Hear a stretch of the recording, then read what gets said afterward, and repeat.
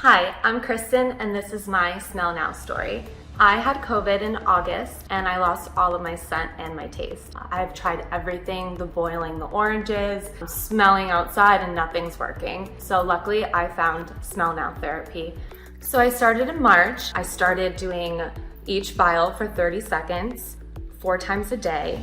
Lemon is something I use every single day, and I have not smelled lemon since August.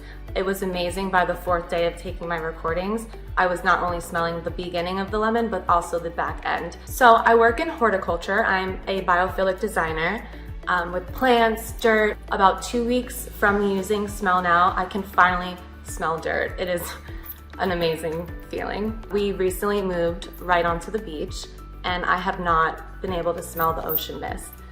2 days ago, I opened up my front door and I could smell the ocean air. I had goosebumps. I was so happy.